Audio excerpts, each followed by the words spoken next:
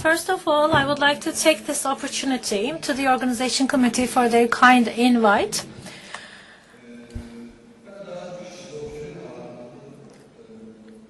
I will be focusing on schizophrenia and the relationship with microbiota. I can't speak as speedy as Esra, so I might take longer time. So I might overuse my time by 5 minutes.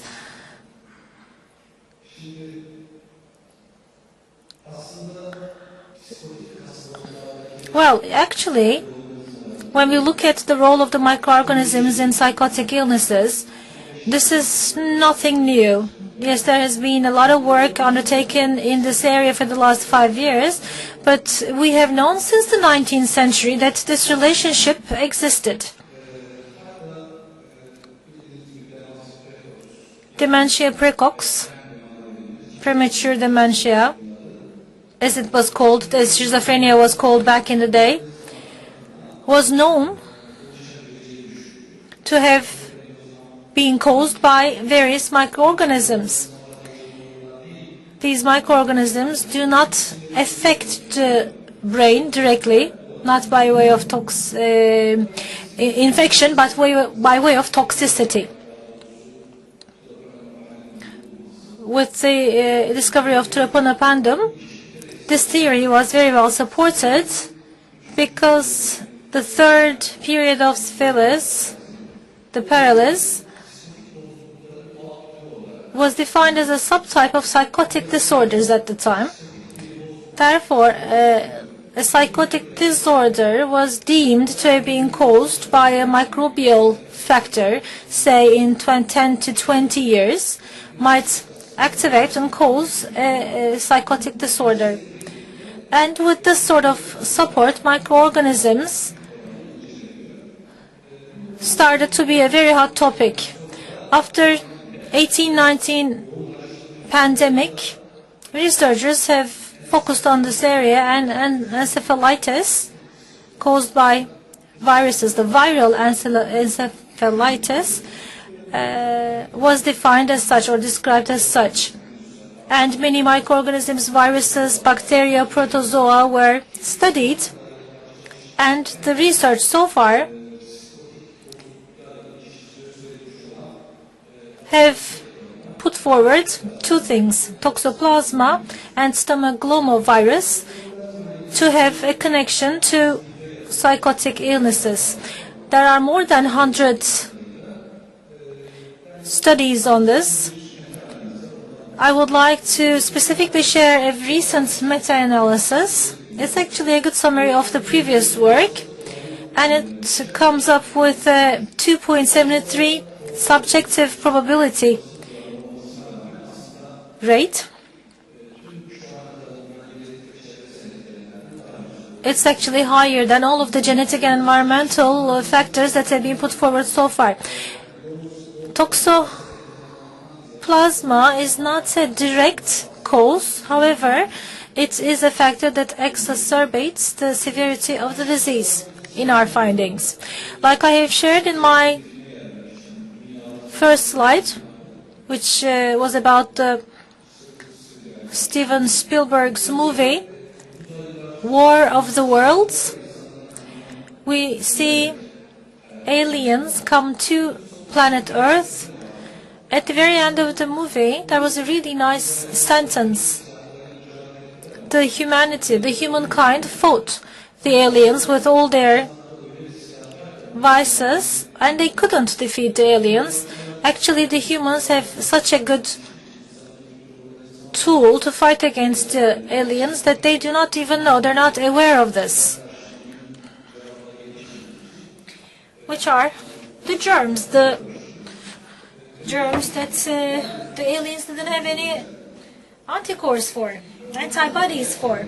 So what I'm trying to say is the following. These microorganisms, are they in our bodies only as pathogens, or do they have any positive effect on us? Miss Esra talked about this briefly. There was a project which started in 2008. This project looks into the types of genetic material of all microorganisms in our bodies.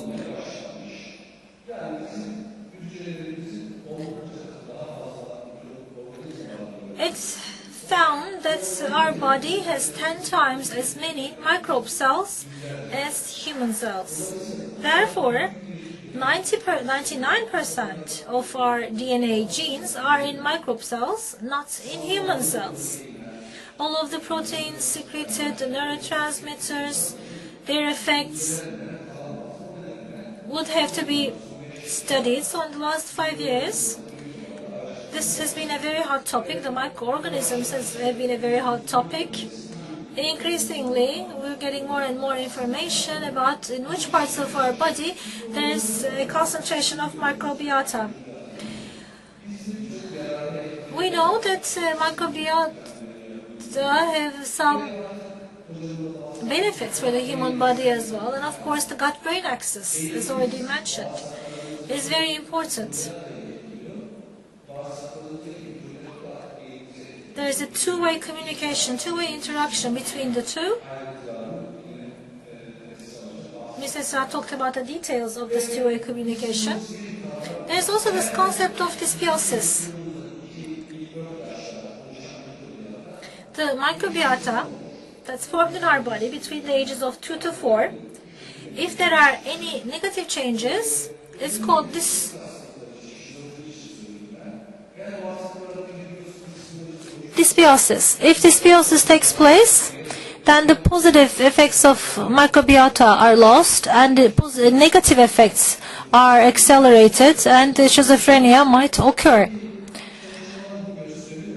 What do the studies point out to? Is there really a dysbiosis in our bodies? Assessing the microorganisms in our intestines is very difficult, because in order to do that we need metagenomic techniques, and of course we come up with hundreds of billions of genes, out of which you will have to define or differentiate where they belong, and this is a very challenging task. It used to be a technique that would take months or maybe years. It takes shorter time now, but still very challenging.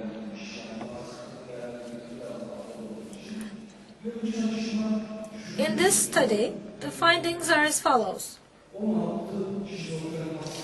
Of 16 schizophrenic patients,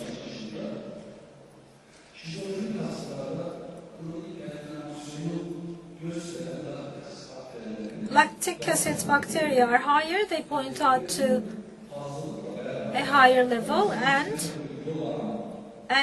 18 metabolic ways are activized. As you see on this graph, schizophrenic patients compared to the controls, they have lower number of microorganisms. However, the schizophrenic patients have a higher level of domination by these microorganisms, and this domination means that certain metabolic ways are more active and some others are less active. For example, for schizophrenics, 18 metabolic ways which are related to the metabolic transport system are activized. In the control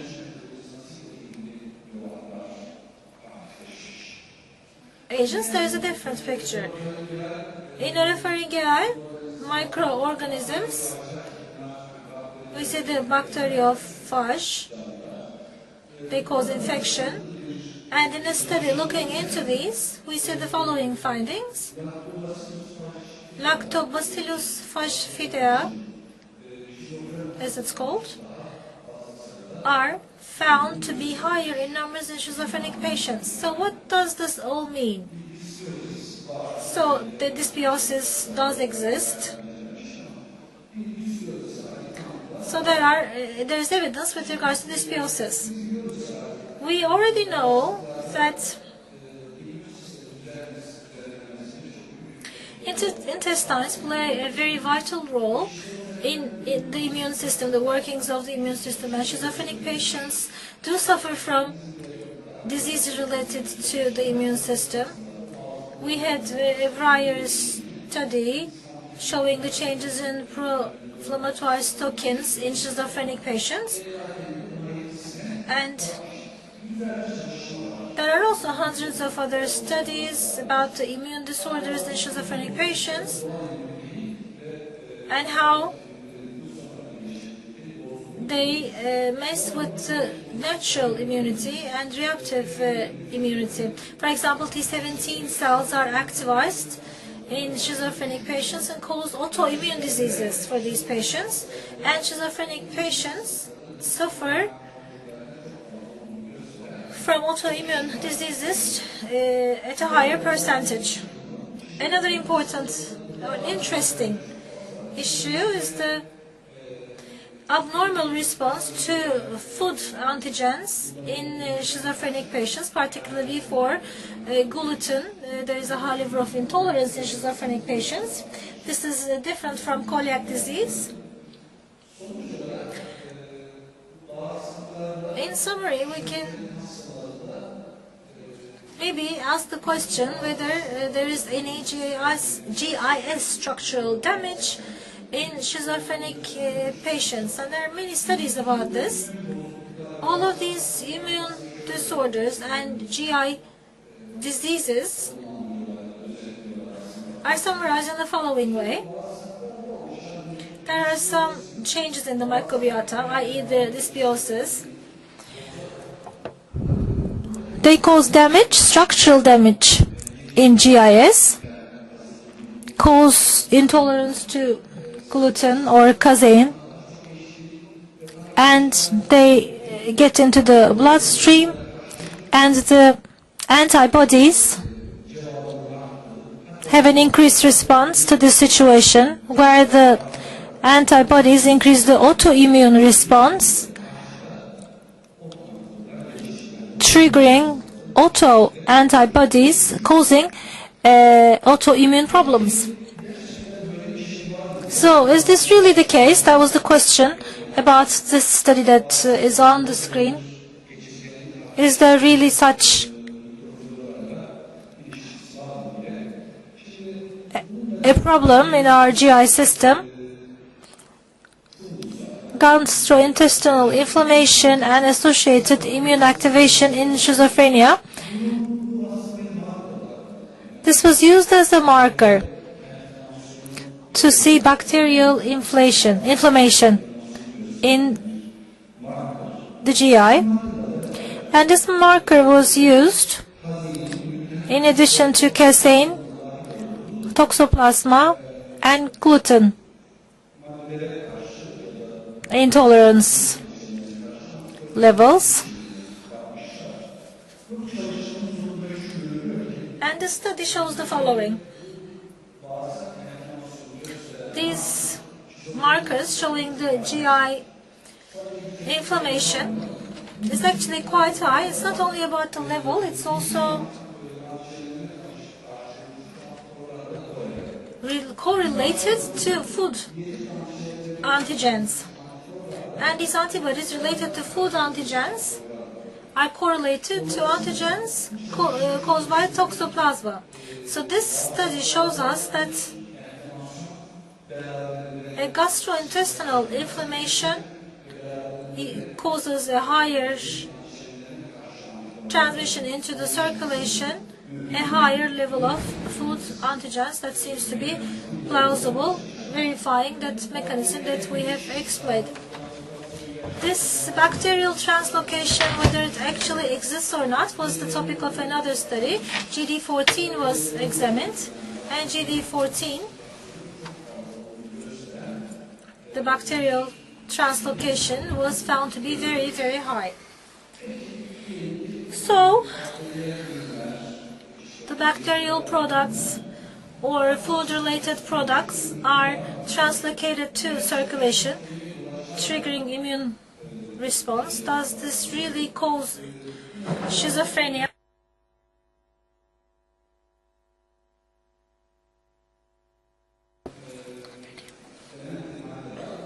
And LAC3 receptor agonist, and it also stimulates the immune system. In the mother rats, when administered with this agent, there are behavioral changes observed in the offspring, and if administered at an early age, symptoms similar to schizophrenia are observed. Therefore, activation of the immune system at an early age can be a marker or a trigger for illnesses like schizophrenia. We have explained how it affects the brain in many ways by way of the vagus nerve or the immune system. There are also some direct effects as well. Mr. Esra mentioned most of these. With regards to schizophrenia, there is no directly related studies. Studies are undertaken on germ-free rats. When we look at specifics for schizophrenia, it's a difficult subject, but we see that the dopamine system is harmed or damaged in germ-free rats, and also in a way that could be related to schizophrenia, BDNMA system was damaged in these rats. These are indirect studies, but psychotic illnesses like schizophrenia, we see that this sort of damage takes place in germ-free rats, so it's quite important. Şimdi bütün bu all these studies are recent studies, and the studies about the psychosis and the schizophrenia, I saw those studies only in a couple of centers. In one center in the United States conducted 90% of the studies, and these are difficult studies to conduct because evaluating the whole microflora is not possible with the current technology. Yet, even if the number of studies is not that high, if we can change the microbiota, and if it can be changed, if it is changed, at the childhood with the antibiotic use or diet changes and the infections, dysbiosis can happen in the microbiota and they can result in a psychiatric disease. So it's a field which is worth making research in. And the latest studies are looking at how we can change the chain. With the prebiotic interventions, the schizophrenia symptoms might be lessened. The prebiotics, the diet changes, some other diet changes, and the recent hot topic fecal transplantation are going to find more way to be handled, and in a couple of centers in Turkey, fecal transplantation initiatives were started. So this matter is going to be examined further for sure. And all of this data is very early data. And the findings we have found, we are not sure whether they are the cause or the result. It might sighten from the bad living conditions of the schizophrenia patients, because the autoimmune diseases are more among the schizophrenic patients and toxoplasma is more, etc. They might arise from the bad life conditions of the schizophrenic patients.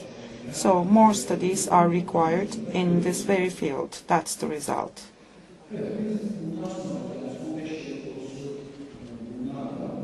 These were the hot topics of the last 5 years, but from now on, the prebiotics, their effects, and more importantly, fecal transplantation is going to be a hotter agenda in the future. Thank you very much.